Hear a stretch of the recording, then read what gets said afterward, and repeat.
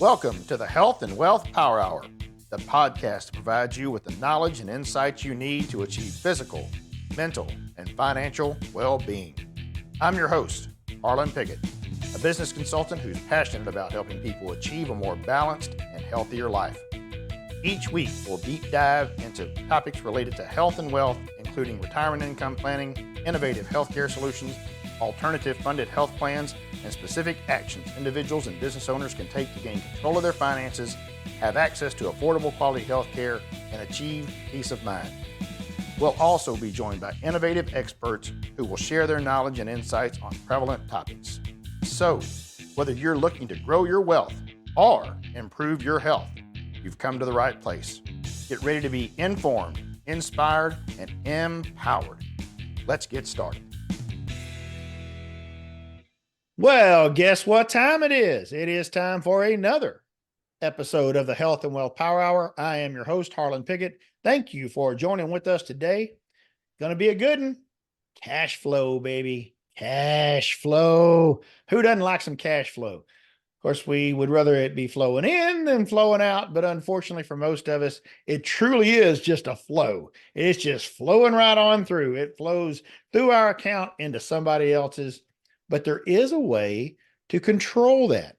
Small business owners know that it can be a very difficult task to control that cash flow. It eats you up. It keeps you awake at night. It keeps you awake at day sometimes. You don't know which end is up. It is a battle we face all the time. We're going to talk about that. And then another major issue that every small business owner has to worry about, and that is succession. Who is going to run this business whenever I am ready to hang them up? We have an expert in those fields, has been helping small businesses for years and years.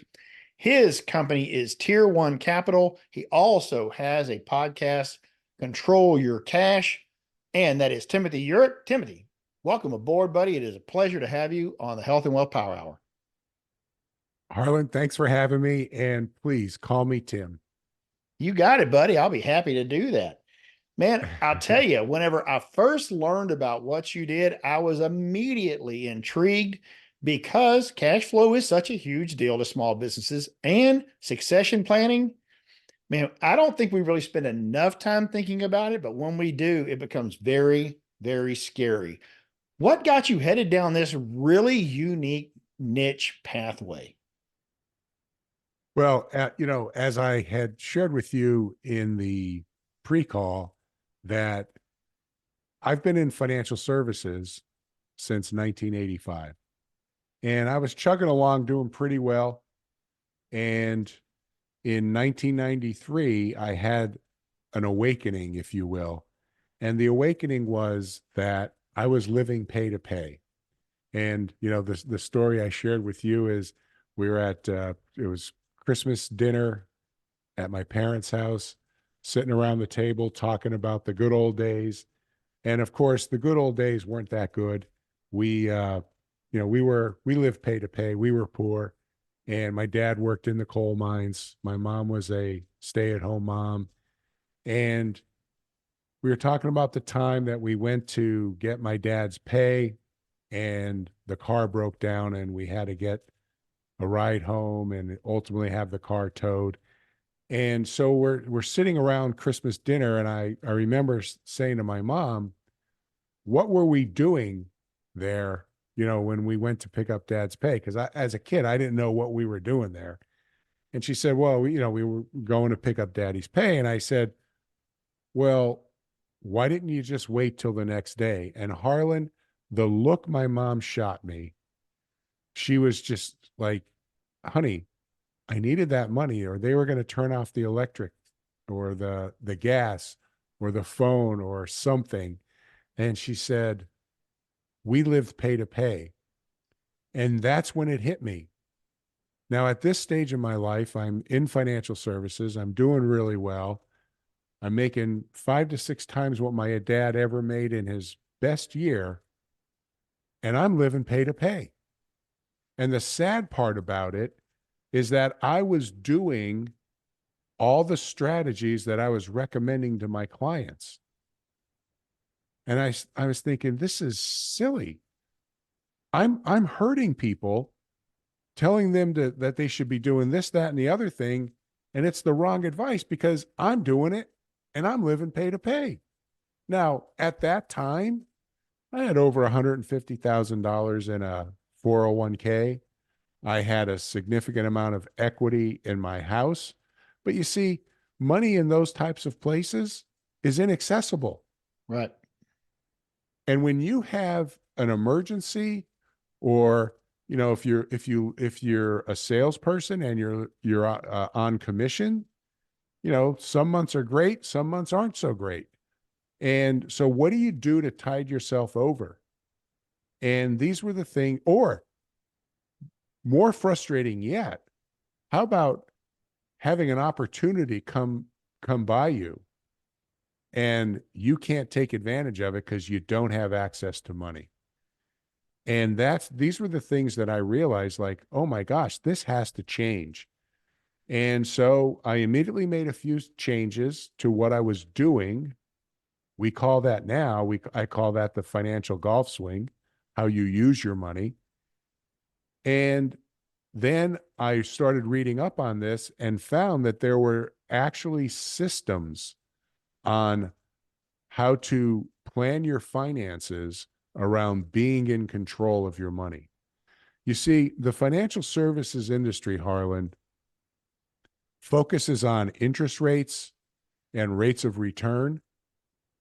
And that's literally taking your eye off the ball. You should be focusing on being in control of your money. And when you look at things through that lens, everything changes and all your decisions are you're making with much greater clarity. Why? Because it's real simple. If I do this strategy, will I be in control of my money? No? Okay, then I won't do it. If I do this strategy, will I be in control of my money? Yes. Okay, let's do it. It's that simple. Wow. And it's funny. When you flip that switch, everything changes. I'll share a quick story with you. I have a guy who became a client in 2019. He was a really good businessman, and he had 4 locations to his business. The gentleman who referred me to him they were childhood friends. They grew up together, high school, everything, best friends. But as time, once they went to college, they chose different paths, got married, raised families. Their kids were on different soccer teams, so they hadn't hooked up in a while. Well, my client Jeff refers me to this other gentleman, and the guy says, "Yeah, absolutely. Jeff's a great friend of mine." And he said, "Come on over." And he said, "Oh, by the way, what type of business are you in?" And I said, "Financial services." He goes, "Well, I just want to tell you, I have 2 financial advisors, and I meet with my CPA once a month.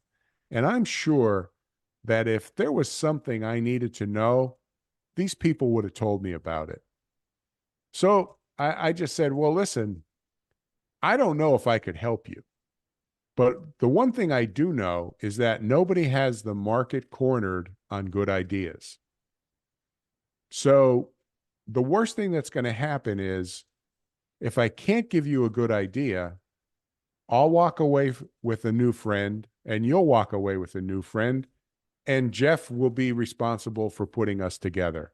And he said, "That's pretty reasonable." So we set up an appointment. I go and visit with this gentleman. And I'm talking to him. And at this point, he's in his early 40s.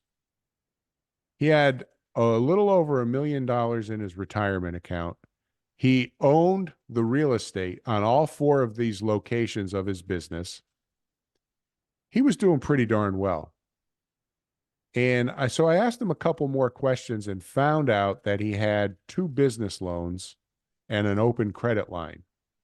And I asked him, I assumed that those business loans were created to buy equipment and inventory for his business. And he just said, "Nah, I pay my quarterly taxes by taking a draw on my credit line. And of course, I've heard this song before, Harlan.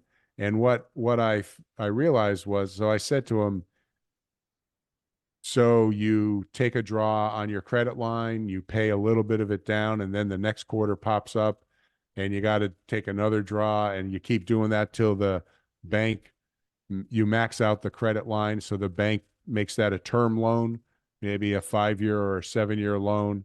And then they open up another credit line. He said, yeah, that's basically what we do. And I said, both of those business loans were to pay quarterly taxes. He said, yeah. He said, that's just the way I do it. I said, wow. And my next question to him was, how much income do you make?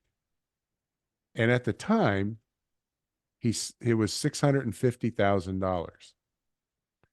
And I said, well, when you were in college, how much income were you hoping to make?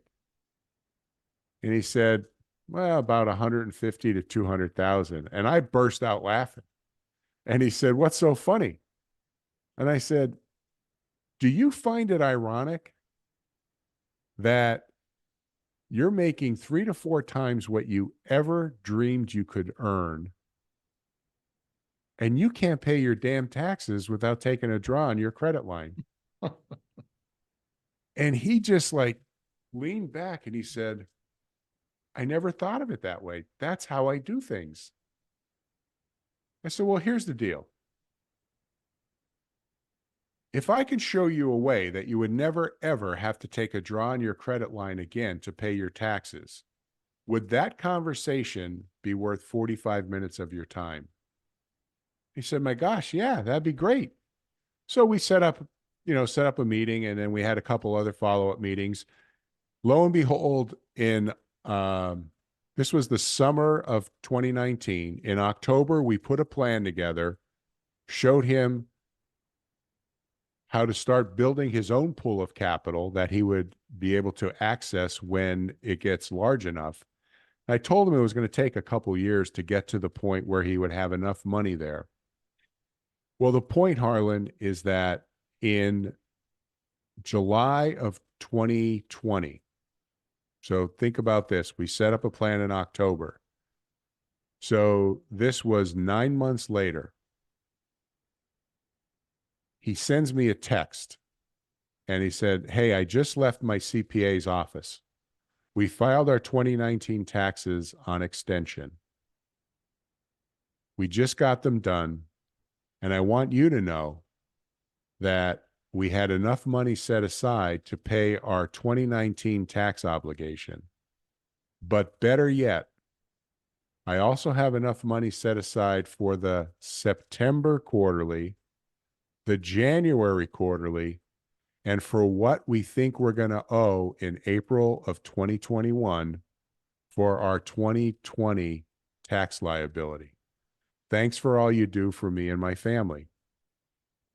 Now, Harlan, if that's the end of the story, and it's not, is that a good story? That's a pretty daggum good story, brother. That's a life-changing event right there, without a doubt. Absolutely. So let's fast forward to December of 2022. We have a meeting, myself, him, and his CPA. We're meeting in my conference room at 7:00 on a Friday morning in December. And we're going to review what he has set up with us. And we're going to review his overall financial picture. And he now has 7 locations to his business. And each location has its own private checkbook. And when you add up what he had put aside with us, plus those other 7 companies, he now controls $1.8 million of cash. Now, here's the irony. The irony is this gentleman always had the potential and the ability to be in control of that amount of cash. He was just thinking about things incorrectly.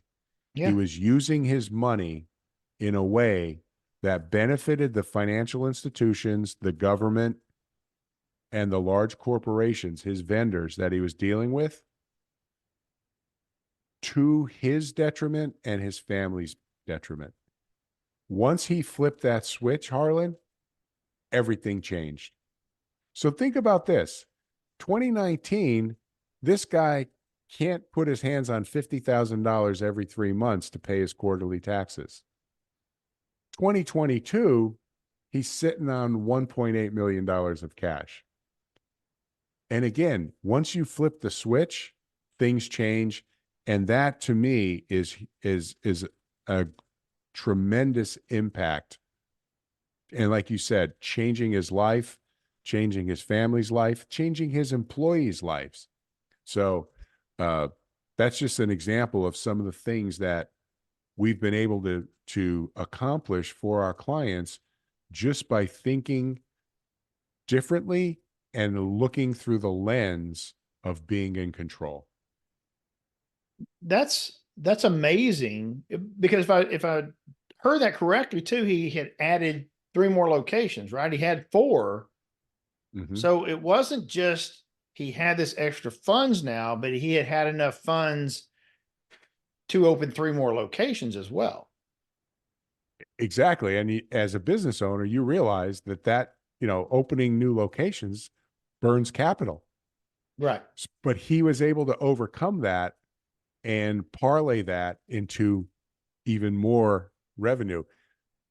The amount of money that they have on hand now is just off the charts. And it's just a simple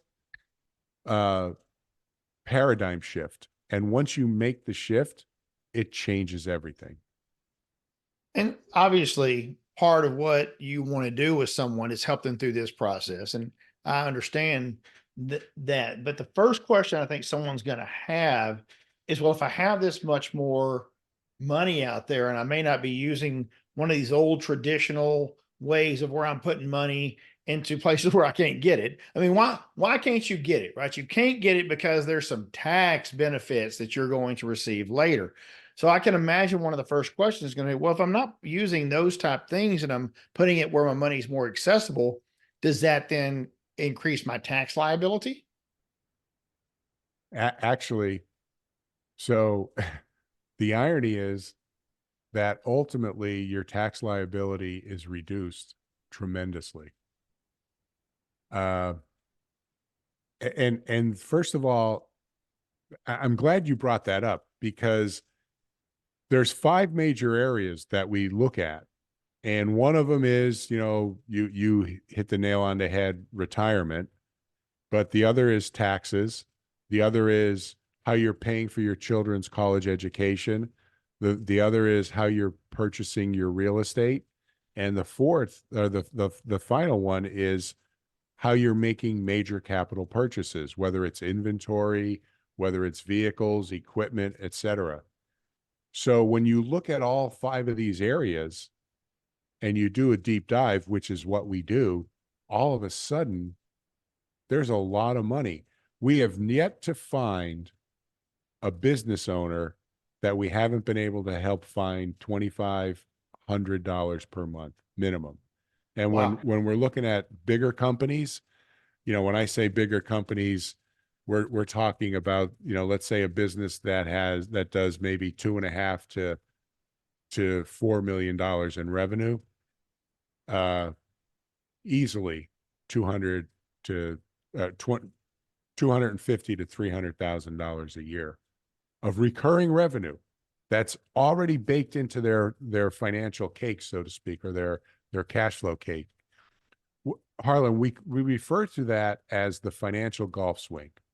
And here's the analogy. When you're dealing with financial services companies, they want you to believe that the way you're going to get ahead financially is to own their product. We call that the financial golf club. Why?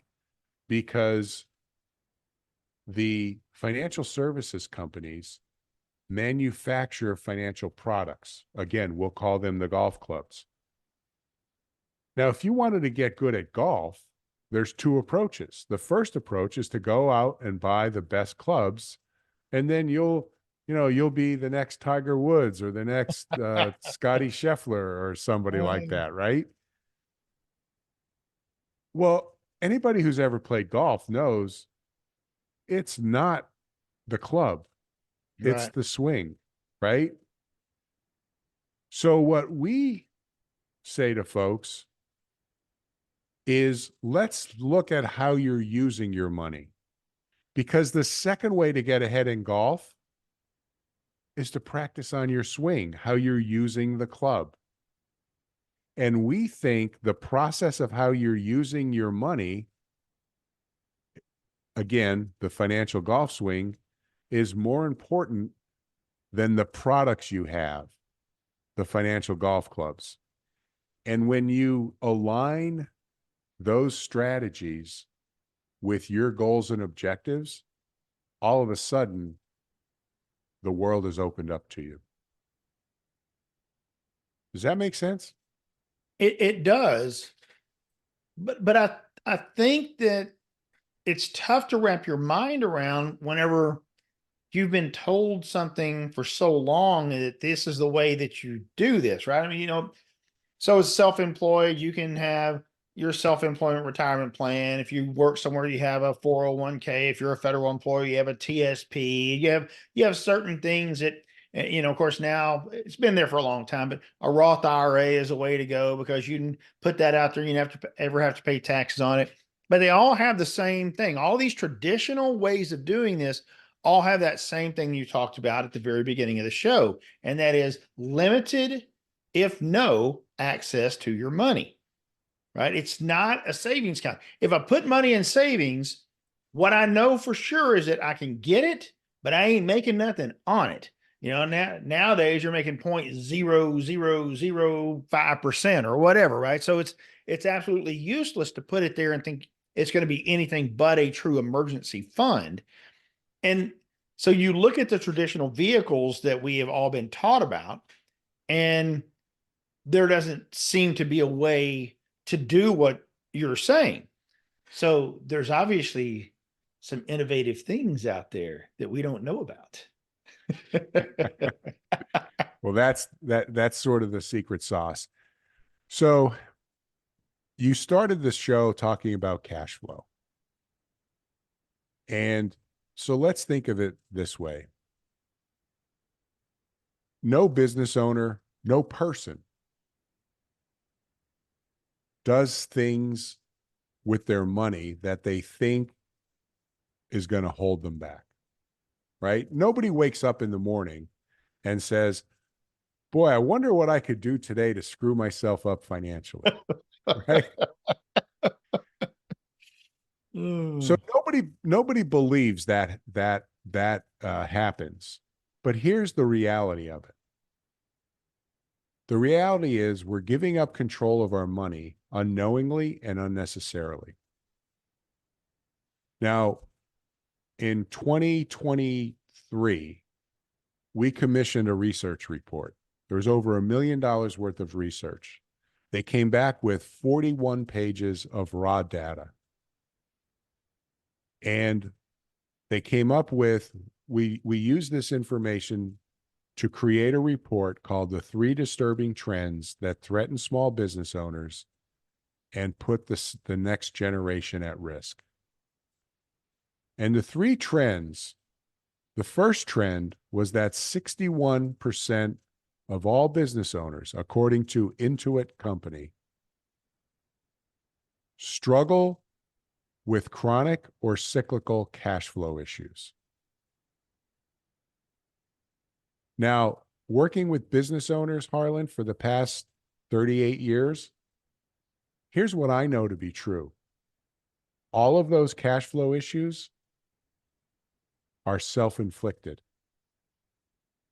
Let me repeat that. All of our cash flow issues are self-inflicted. It's how we're using our money that is holding us back. You see, we're led to believe that the reason we don't have access to capital is because we don't make enough money or because we spend too much money. The fact of the matter is, everything we need is right in front of us. We just need to think about things differently. Just like that gentleman that I told the story about earlier, where he was paying his quarterly taxes using draws on his credit line. And once we flipped the switch, he's now sitting on $1.8 million worth of cash, and he opened up 3 more locations to his business. So the potential is out there. And one of the great things about what we do and why we're so passionate about what we do is because we are having tremendous impact on businesses, on families, on employees, and certainly the owners of the business. So if we already have the cash there that we need, so what I mean by that is the processes that you're using are not, let's go get a new cash flow loan, or let's go get another line of credit. We're going to use that. Let's go find some cash. Let's sell some more stuff. Let's whatever. These are taking your existing situation, whatever that looks like, your existing cash flow, because it is. You got some cash flowing. Unfortunately, most of the time it's more flowing out than flowing in, but you got something going on, but you're just giving a different way of thinking about it and kind of making some, probably I'd say tweaks, but they're probably in some cases much more than tweaks to get things working the way that are more beneficial for the business itself. And of course the owner, or the employees too, really. Yeah, exactly. And you hit the nail on the head, Harlan. So our process is 4 steps. The first step is we identify where you're giving up control of your money. And before we get to that point, let me explain how we differ from other financial services people.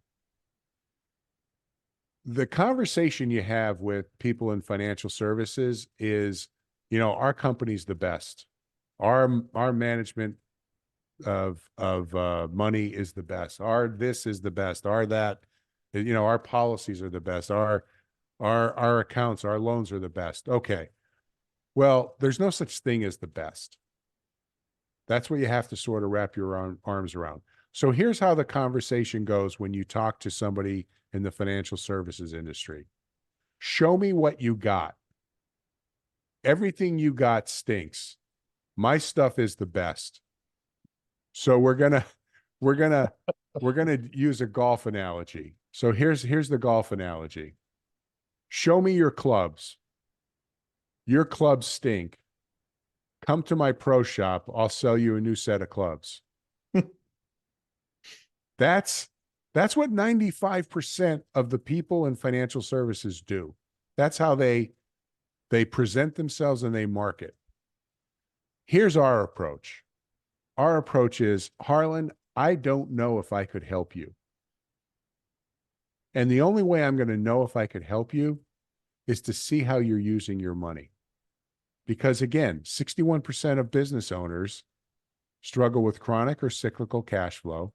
69% of business owners either sleep less or lose sleep due to cash flow concerns. Now, Harlan, again, I don't know if I could help you, but if you show me how you're using your money, I'll be able to identify if and where you're giving up control. So our approach is to say, let's go down to the practice range. Let me see you hit a few balls. Let me see how you're using the club. You may not need a whole new set of clubs. Maybe you just need one club. Maybe you don't need any clubs. Maybe you just need to make a few tweaks. And we work on your swing, how you're using your money. That's the first step. Now, here's the other thing. When you're dealing with the traditional financial services guys, here's what they do. The conversation is, hey, you're earning X. We could show you how to earn X plus 2, but you have to take more risk. Well, what if you don't want to take more risk?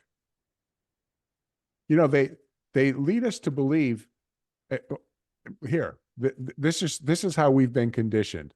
Harlan, I'm going to start a sentence. I'd like you to finish it. The higher the risk, the higher the what? Reward. Okay. Have you ever taken risk and not been rewarded? Absolutely. Okay, Absolutely. there's the first lie, right? Now, here's what people don't realize about the process we implement. We could show you how to take less risk and get more reward. And it's out there because again, when you look at things through the lens of being in control, it changes everything. So, getting back to our process, the first step is to identify where you're giving up control. The second step is the hardest step in the process. You got to stop doing what you've been doing for 20, 30, 40 years sometimes. But if you stop doing it, the rewards are dramatic. The third step is to save in an area where you own and control. You have complete liquidity, use, and control of your money. And the fourth step, we always say, is where the magic happens. Once you build up this pool of money, now you can borrow against that pool of money and pay interest back to an entity that you own and control. And if you step back from just what I just said, all of a sudden your money never leaves your control, and your pool of money, what you have access to, just keeps growing. It's an amazing concept. And I could tell you that it works. And like I said, we've been having such tremendous impact on people. It's just incredible. That, I can see though, the difficulty there is, in my opinion, the biggest one is step two. I got to Oh, stop yeah. doing what I've been doing because we've been trained in all this. I mentioned to you earlier the struggle that we have in talking to people about alternative funded health plans is they've been told their whole lives that they have to have a health insurance plan through one of the big insurance companies, or else they're in trouble. They're going way too much. It's way too risky to not have that, right? So Right. I understand. You're telling me that all these things that I've always been told are not what I need to be doing, that I need to stop putting money there so that I can control my own money. Now, I can tell you that the most logical thing I'm thinking of right now is you're right. All these traditional tax shelters and other things that we do, we have no control over those. Yes, we can borrow against them, but when you borrow against them, right, you're not making any money anymore.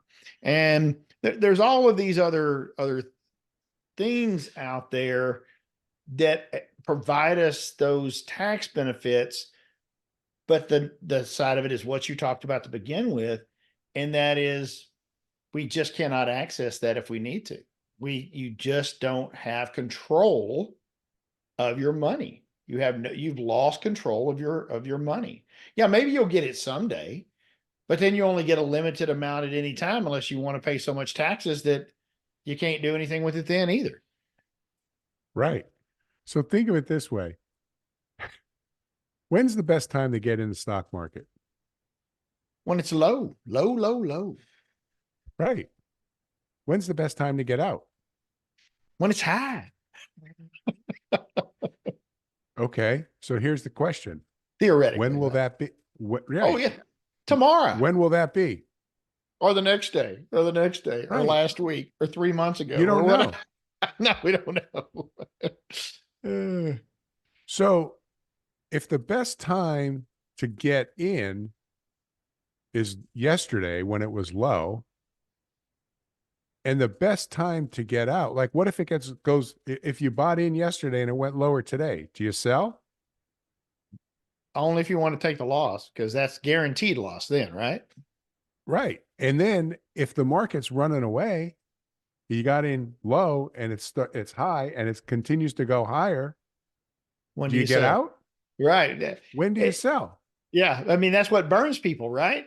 They don't, in 2000, it's funny. I had a lot of conversations. I'm sure you'll appreciate this. In 2007, 2008, whenever everything went to heck in a handbasket there, right? And I worked, had worked in corporate America not too long before then. I knew people who had lost in on paper anyway, a lot of money. And I was telling them, you don't do anything now. You don't get out right now. This is the way you've only lost it if you sell it.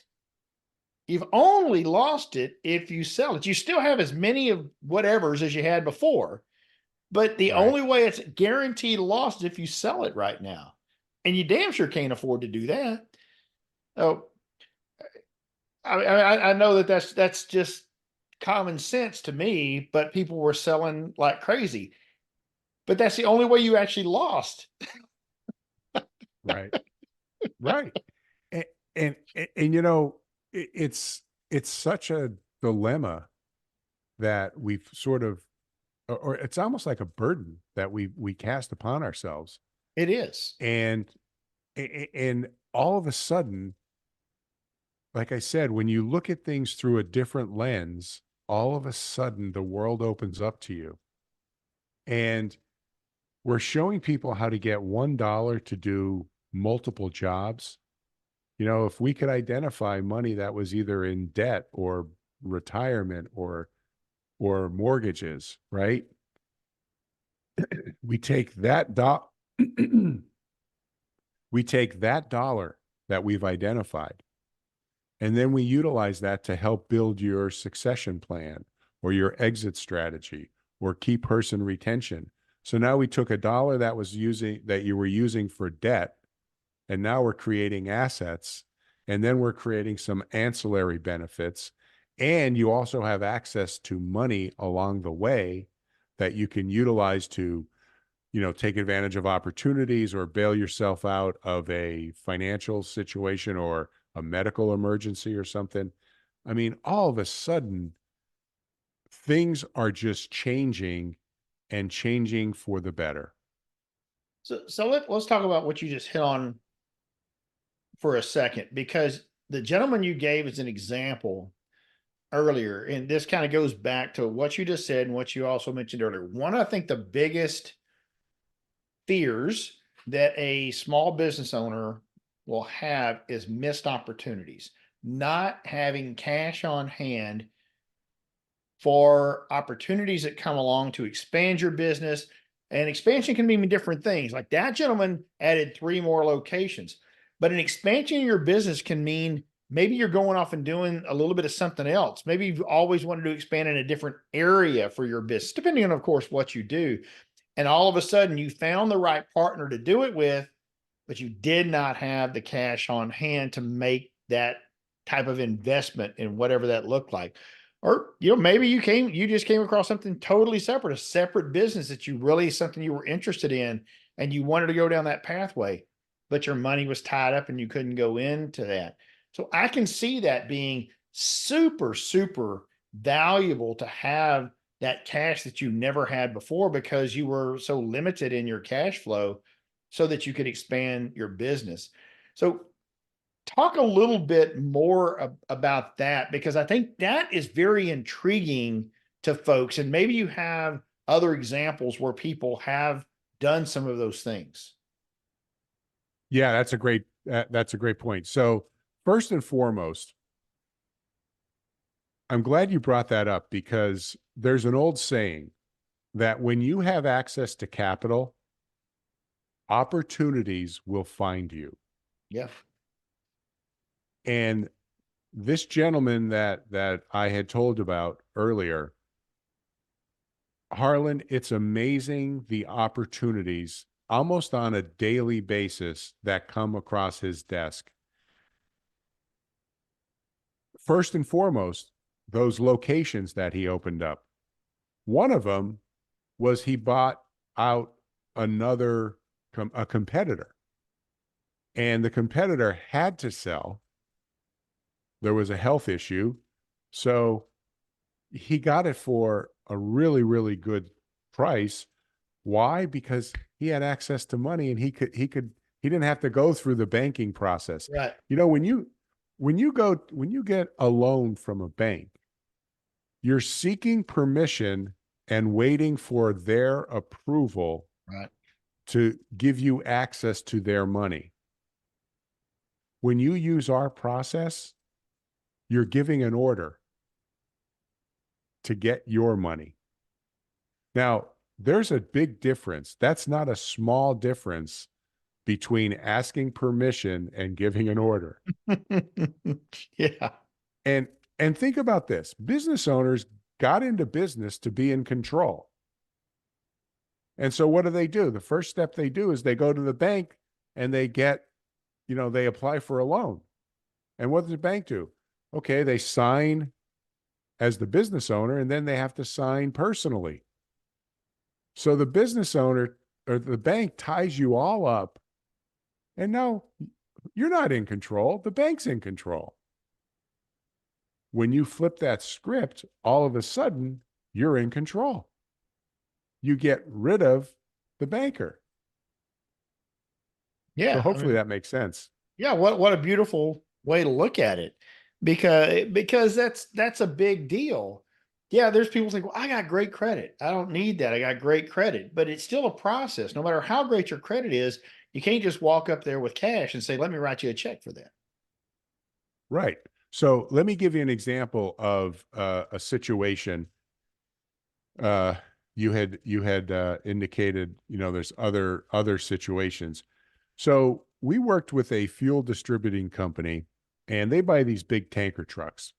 And back when we set up their succession plan, we mentioned to them that, hey, you're funding this succession plan. And by the way, you'll be able to borrow against the cash of this whenever you need to. And they're like, well, we would never do that. Now, at the time, interest rates on credit lines were about, two, 2.75% to 3.5%. Well, again, I'll never forget. He said, well, we would never do that. So this past summer in August, I get a phone call, and the owner of this company said, "Hey, you remember you had said that we could borrow against those funds that we set up for our succession plan?" I said, "Yeah." He said, "What's the interest rate?" And at the time, it was 5.25%. I said, "What's up?" Because you said you would never borrow. He goes, "Yeah, well, I bought a truck in July, and I used my credit line like I always do. Do you know they're charging 9.5% to finance to use the credit line?" I said, "They are." He said, "Yeah." I said, "Okay, well, how about this? How about 5.25?" Well, how fast could I get that loan? I said, "Do you have do you have access to a phone?" He goes, "Well, I called you. I I could." So I gave him the number. He calls me back about 10 minutes later. He goes, "They're going to wire $375,000 to my bank account." I said, "I told you it was easy." He said, I can't believe that." And so, there's that situation. Because he had access to capital, he could reduce his interest rate by whatever it is, I don't know, 40 or 60%. Right. But more importantly, he's now in control. He dictates when he's going to pay himself back. And that's the beauty of this whole process. Again, do you want to be controlled by the process, or do you want to be in control of the process? That's what access to capital gives for you. Does that make sense? Yeah, it really does. And yeah, you've touched on it a few times here. So, and I want to dive into it now, and that is this succession planning. Because I know as a small business owner, this is very something I think about. It's something that concerns me. Uh, there's a couple of different kind of ways you have to look at it, right? You have to look at it as in what you hope happens, that you have the career that you want to in your small business, and then you want to know what the succession plan looks like for who's going to be there after you retire. And then there's the other side where it's unexpected succession, right? That all of a sudden I'm not here anymore, and who is going to take over if I am not. So talk a little bit about what that looks like for small business owners and how y'all been able to help through that process. Well, so it's well, let me step back from that before. We talked about the three disturbing trends, right? The first was the cash flow issue. The second is that 48% of your employees, that's one out of every two, is looking for another job. Yeah. I don't know if you realize that. Yep. And the third is that 37% of business owners have no plan for their exit. So all of this, right? The inability to retain key people, the inability to set up a succession and exit strategy. Why do people avoid those issues? Well, it's real simple, Harlan. They don't believe they have the cash to do it, which takes us back to that first trend, the cash flow. See, the cash flow issue creates a splash that causes a ripple effect downstream. And the ripple effect is you don't do the succession plan, you don't do the exit plan, and you don't do the key person retention plan. But if we could flip the switch, so to speak, on the cash flow issue, now all of a sudden you have the money to do all of these things. So the succession issue, we always say you should be planning your succession the day you get into business. The day you started your business, that's when you should be planning. Now, I wasn't planning for my succession, but let me tell you about my situation. My daughter's been with us for 10 years. And when I started in business, she wasn't even born. But now all of a sudden, because of the planning that I had done right along, we're in a position that if I die, become disabled, or just decide that I don't want to do this anymore, she could take over and she won't be burdened with having to pay my retirement. She won't be burdened with unnecessary debt to buy out my interest in the business because we've already done all of that planning. And it goes back to, so we did this, the succession, the exit. We have cash for opportunities, and she's not going to be burdened with having to make those payments. So the succession issue, Harlan, starts with conversations and really, finding out what all parties want out of this arrangement. Sure. Sure. And I can imagine that the burden that most small business owners have, and even medium-sized businesses have, of the cash flow issue can put this on the back burner. I really don't have time to worry about if I don't worry about this cash flow issue, there's not going to be a business for anyone there is no succession Right. plan because it doesn't matter. And I think the focus gets so much on that so many times, and people worried about the day-to-day operations of what's going on, that they have a hard time thinking very far into the future, period. Unless it has to do with those day-to-day operations. I can think of the future of my business, but that is the day-to-day operations and the things that we need to have for the day-to-day operations and the things we need to have for whatever changes are coming down the pike. But none of that involves my succession plan if I'm so busy scrambling because of cash flow. Exactly.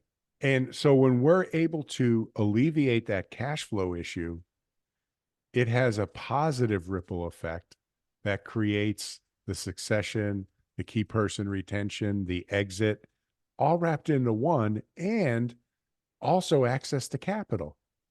So it allows you to grow your business, and you don't have to bring in more revenue to do this, or you don't have to cut expenses to do this. So you had mentioned earlier that 48% of employees are ready to move on, I guess is the best way to say that. It wouldn't take much, right? Even if they're not actively looking, they're actively listening. So in the investigation that you've done, is there anything that stands out of why this is the case? Yeah. So first and foremost was, I'm sure you've heard of the Great Resignation. Sure. Oh yeah. 48 million people voluntarily left the workforce.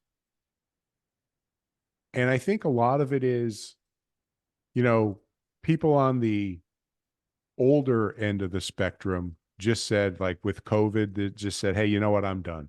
I'm done. Yep. This is a good opportunity for me to exit. People who are on the younger end of the spectrum were sitting there saying, I really wasn't happy doing what I was doing anyway. And that generation has to be engaged in what they're doing. The baby boomers, they did things because they had to, right? Your dream is not to be maybe a pipe fitter, not that there's anything wrong with that. Or, my dad, right? My dad, I could assure you, Harlan, his dream was not to be a welder in the coal mines. I guarantee you that. Right. Right. But he did what he had to do to provide for his family. The millennials, they want to be engaged with what they're doing. They want to have an impact on the world. So they have to feel good about what they're doing. And if they're at in the puzzle factory, so to speak, and not having an impact, they're just going to up and leave. And Yeah. and there's not much you could do to keep them. So that's where this 48%, again, almost one out of every two of your employees is either actively seeking new employment or open to the conversation for better opportunities. Hmm. And that's terrifying as a small business owner. That's Oh my terrifying gosh. because you don't have unlimited funds to keep training people. It's not as much about paying them what they're worth, but I think of all the companies that I've dealt with over the year, helping them get health plans in place to try to retain clients, especially your small plumbers and electricians and AC companies and all of that, that they get this kid right out of high school and they train them up and get them, get them to be a journeyman or whatever. And they're doing a really good job. And all of a sudden they get to the point in their life where they want to start a family. And if these companies don't have some type of health plan in place, they leave. They leave and they go work for a bigger company that has a health plan because they don't know that there's another way to do it. I'm not going to go down that pathway today, but that's just what I've seen over and over and over. And now we see, and that was generations that didn't mind working, and we keep going, keep plugging along. But you're right, we have a different generation of folks now that if I'm not happy with what I'm doing, I don't believe in what I'm doing, then I'm out. I'm gone. And that's tough. I've seen it firsthand, but if that's the case, then how can changing your cash flow situation as a small business, how can that help you retain these folks? That's a great question. And here's what happens. When you work with, when one of your employees approaches you and says, hey, Harlan, I like being here, but the company down the road is offering me $10,000 more, or they're offering me a better health plan plus $5,000 or whatever. So how do you compete with that? Well, if you don't have the cash flow, you can't compete, Okay. and now you Yeah. lose a valuable employee. But worse still, is when you're training up one of your employees and he or she leaves and becomes your next biggest competitor. That's a punch in the gut. Yeah. And I'll share a story. There was a local business, a manufacturing business, and they had one of their key salespeople who he started, and the company was doing about $14 million in sales. And he grew the company over about a 5-year period to about $31 million in sales. And he approached the owners and asked for 5% equity interest in the business. This business had been around for over 60 years. It was family owned and operated, and they weren't going to give him any equity. So they decided, and they didn't have the cash flow they felt to do a key person retention plan. Well, the guy ends up going out on his own, signs a non-compete, and eventually grows the business to 75 million, putting the other company out of business.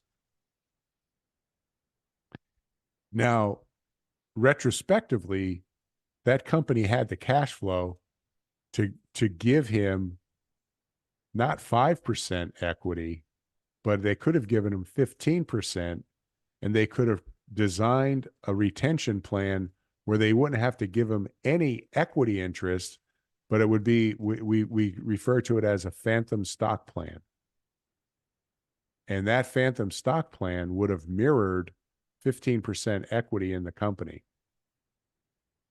which the guy would have wanted anyway. He didn't want necessarily the equity. He wanted what the equity represented. He wanted the value. Right.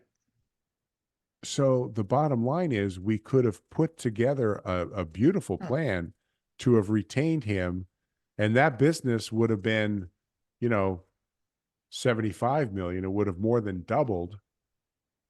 And just think about what the owners could have had under that scenario versus what they ended up with, which was nothing. Yeah. Yeah. They couldn't afford to keep him, but in the end, they couldn't afford not to, as it turns out. Exactly. But what they didn't realize is they could have afforded to keep him. Yeah. Yeah. No, They I'm were saying in just their thinking mind, about, right? yes, In their exactly. mind, they couldn't afford to keep him. But what they didn't realize is they couldn't afford not to. Exactly. They didn't realize it either way. They didn't realize they could have kept him, and they didn't realize what the impact was going to be if they didn't. Right. So, Absolutely. in hindsight, I'm sure they did. But, you bring up a good point, because loss of a key person in any business is damaging, Yeah. but in a small business, it's life or death, because that person may be the only person in the geographical area that could perform that job. I was talking to another business owner client of mine. They had a plant manager who had been with them for about 7 years. And the guy turned 65 and he wanted to retire. And they went to him and said, well, what if we allow you to work 4 days a week? He goes, I want to retire. They came back to him about a month later and said, Joe, what if we give you the ability to work 2 days a week? He said, you guys don't understand. I'm healthy. My wife's healthy. We have some money set aside. We want to retire because we have the health. There's no guarantee we're going to have the health the rest of our lives. He said, I'm out. Well, here's the point, Harlan. They replaced him with 3 people. It took 3 people to do the work that he did. And that's what we're seeing. Not only does it cost more in skills, but it also costs more in money. When one of your key people leaves, the cost to your business is anywhere between 140 and 200% of that individual's income. So it has a devastating effect on businesses. Yeah. And once again, when you're talking about small businesses, I think it's even more important because so many small businesses, and very similar to what you are doing, Tim, so many small businesses have a certain niche that they fall in. So even if you hire someone, say in the same industry, they don't know what you do.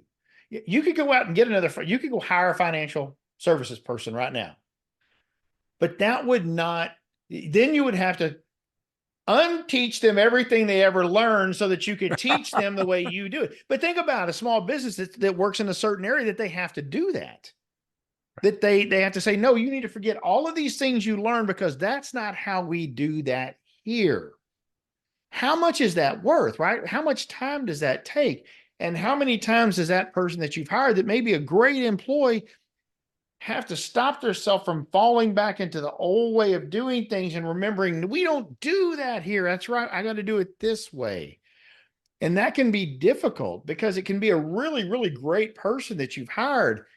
But sometimes it's better just to come with a clean slate and say, I want someone with no experience completely outside of this industry so that I can bring them in and teach them the right way to do something. But there's also some risk in that, right? There's also risk in bringing someone who has no idea. And sometimes businesses can't go to that extreme because they need someone that can kind of pick this stuff up right now. Exactly. Exactly. And you hit the nail on the head. And so again, these are downstream ripple effects from the splash created by the cash flow issue. Yeah. Wow. Well, man, this has been very, very enlightening, and we're just about out of time. So I want to hit a couple of things here real quick. First of all, I want to remind folks that if they want to know more about what you're doing, Tim, I'm sure they can learn tons and tons more by listening to your podcast, Control Your Cash podcast. You guys can find that out on Tim's website, which is tier1capital.com. That's tier one, the number one, tier number one, capital.com. And then you go over to the podcast tab. There's also all kind of free resources and information out there. It looks like you can listen to it on pretty much all of the podcast places to your Spotify, your Apple, your Amazon, all those different locations. And then, of course, the free gift you got for everybody. So Tim came on today offering a free gift for all of you out there. You also go out to the tier1capital.com. But if you do a / special dash focus dash report, that's tier1capital.com / special dash focus dash report, you can go out and learn the 6 critical considerations when planning succession and executive retirement in your family business. Now, what I love about this is it tells you what you're going to get. You're going to discover how to keep your business in the family. For some of us, that is vitally important. And I sure hope that eventually one day when I'm ready to hang it up, that my son or my daughter will be able to take over. If not, then maybe some other family member. But you'll be able to prepare your organization for your departure, determine who gets what and how much. Woo, that's always fun. And then properly fund your succession strategy. I would say that was probably the number one thing in that is properly fund your succession strategy, because none of the rest of it works if you ain't got the funds. Tim, I really appreciate you being here, buddy. Great, great insights on this. I mean, a lot of things I have certainly never heard. I haven't been in the financial side of this, but I have been in the small business working with them for a lot of years. And I promise you, there's a lot of folks out there that need to hear this. Well, Harlan, thank you for having me. And I can't believe how quickly this time went. Thank you. You're a great host. Thank you so very much. And you know what? We need to have you on. There's a number of other things that you talk about and you have a focus on. And we'll get you back on another time to talk about some of those too, because I think that you have a lot of great insights to bring people. And I really do appreciate you being on. All right, folks. Thank you so much for listening in today. Don't forget, you can listen to past episodes of the Health and Wealth Power Hour at hwpowerhour.com. That's healthandwellpowerhour.com. Of course, you can go out to all the usual platforms such as Apple and Spotify and even YouTube and find all the past episodes as well. And don't forget to tune in to our monthly audio room on LinkedIn every last Tuesday of the month. Why does healthcare suck? That's right. Why does healthcare suck? We dive into all the things wrong with healthcare and healthcare access in this country, but not just dive in what's wrong, but tell you how you can fix it and really avoid some of the big pitfalls that are in our healthcare system. Appreciate y'all being in here, and we will catch you next time on the Health and Well Power Hour. We are out.